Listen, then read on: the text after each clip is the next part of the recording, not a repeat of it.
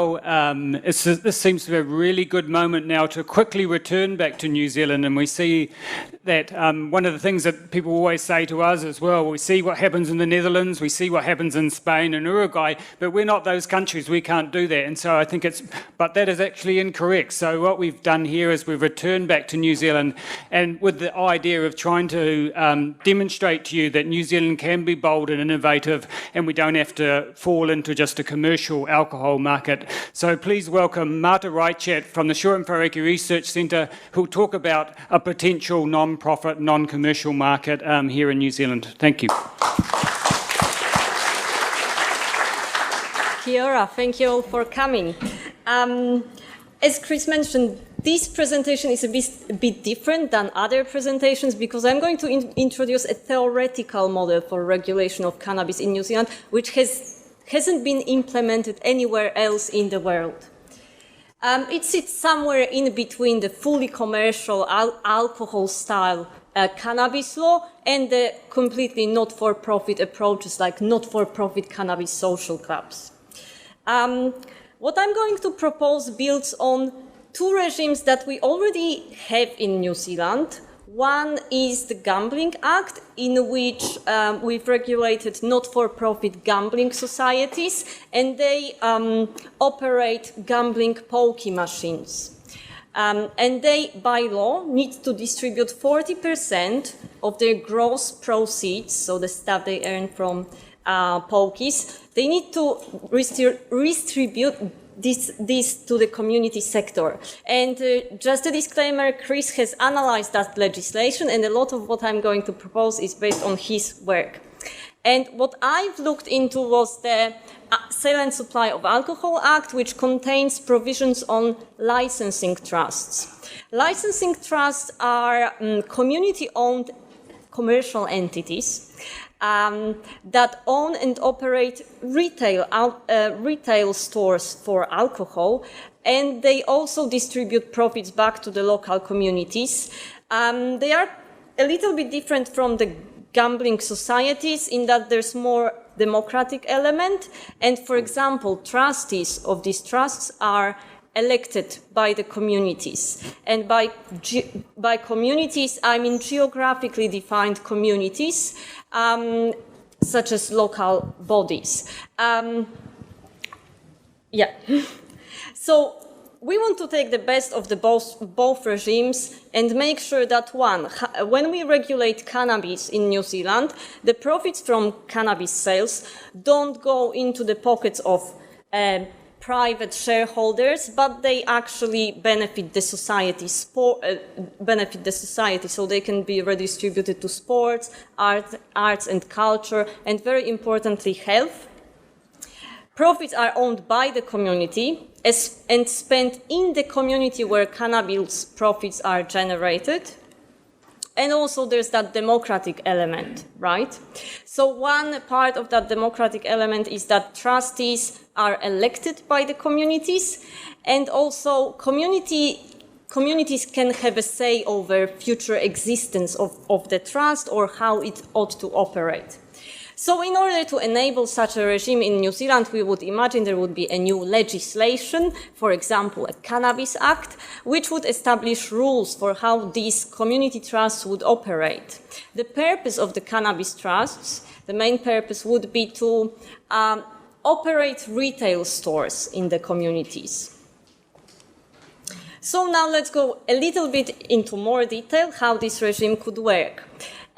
In order to make sure that profits are spent for socially desired purposes, we would like to see the legislation define what percentage of gross cannabis sales should be spent on community purposes. And we think that 40% is something achievable. That's taken from the Gambling Act, but that's also how we've seen that alcohol licensing trust can achieve that. So 40% easily can redistribute that back to the community. And we would like to see that half of that is spent on supporting local drug treatment, because we know we are short of that and we have a shortfall. We would also like to see the grants distributed centrally so that there is a distance between the cannabis trusts, which obviously will make profits, and the decisions, who decides how this money is redistributed. This distance is important because there might be some ethical considerations, conflicts of interests. Second element, I've mentioned the local voting system. So we would like to see every 3 years, together with local bodies elections, people would decide who should sit on their trust. There would need to be appropriate conflict of interest policies. For example, no links, no profit from personal profit from sale of cannabis. And finally, there would be community oversight over retail. So communities could vote to suspend trust retail activities if they are unhappy with what the trust is doing. So that's taken from the Sale and Supply of Alcohol Act, whereby communities can opt to get rid of trust monopoly if they are unsatisfied with how it works. Of course, in addition to these general rules on how cannabis trusts should operate, there would also need to be public health regulations that have already been mentioned here, rules around product safety, for example, maximum THC content, rules on labeling of the products, on advertising, perhaps ban on advertising, and the production would be licensed. And there could be many different types of producers that could be engaged in this model. Now, I'd like to guess what the potential impacts of such regime would be. So it's a little bit of a guessing. Presenters before me said it's too early to evaluate existing cannabis model. I'm trying to evaluate something which doesn't even exist yet, right? So in terms of impact, possible impact on cannabis arrests and on black market, because we are entering this legal sphere, we think that cannabis arrests would decline under this model, right? But of course, we won't eliminate a black market in an instant, so there would still be some black market and possibly some arrests. We won't eliminate them either. Now, again, we're entering the legal model for where cannabis is legal, so we would have the benefit of collecting taxes, of creating jobs. And also under this particular regime, there is that added benefit in the fact that profits are spent for community needs. So the figure here shows how much money every year is distributed to New Zealand communities through the gambling societies. So this is around 250 million a year. Now, let's see how one particular trust, alcohol licensing trust in Invercargill, how much money do they distribute? This shows how much net profit they make every year, and usually it's around 6 million, and they manage to redistribute back to community around 80% of that. So that's a pretty good figure. Now, I've already mentioned what are possible things they could spend money on. This is the figure from Invercargill: sport, community events, health and welfare, education, arts and culture. Now, the difference between the alcohol trust model and the gambling model is that the gambling legislation specifically says minimum distribution of profits should be at 40%, so you can't distribute less. And we think that is very important because some licensing trusts have been under criticism because they don't distribute enough back to their communities. They do generate profit, and if the profit that they make is still owned by the community, but if people don't see the benefits immediately, that's a problem. So I've mentioned that some of the money, 20% of profit, we would like to be redistributed to the treatment, local treatment, that could potentially address the current shortfall.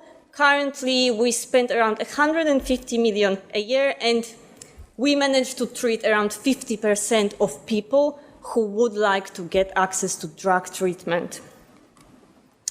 Now to the big question, would we reduce harm by this? Again, we don't know. This is what we know from gambling. Since that legislation and that not-for-profit regime for gambling has been introduced, there has been decline on gambling expenditure in New Zealand. Now, in terms of alcohol licensing trusts, this is also a tricky question. That model hasn't been yet evaluated for public health impacts, but what we know is definitely in the communities where the trusts operate, there is less availability of alcohol because, for example, you can't buy alcohol from supermarkets. And of course, we know from alcohol studies that less availability means less harm. So I guess one big benefit of these models is that we're not creating future for-profit industry. So there is suppressed commercial incentive to expand the market because the profits don't go to private shareholders, private owners, and that may contribute to lower levels of availability and less harm. And added to that is that element of community governance, that democratic element which Tom has mentioned about cannabis social clubs, but in this case we have that democratic element on the community level, not only among cannabis users. And this is a quote from trust manager, licensing trust, alcohol licensing trust manager in West Auckland, who says that the idea that there is that community oversight, that there is that voting system is key in helping them balance the commercial objectives, which is to generate profits for their communities, and that social objective, which is to give back. So that voting element is important. And here are a couple of papers from me and Chris, which propose this model, and happy to send it to you if you flick me an email. Thank you. Thank you, Marta.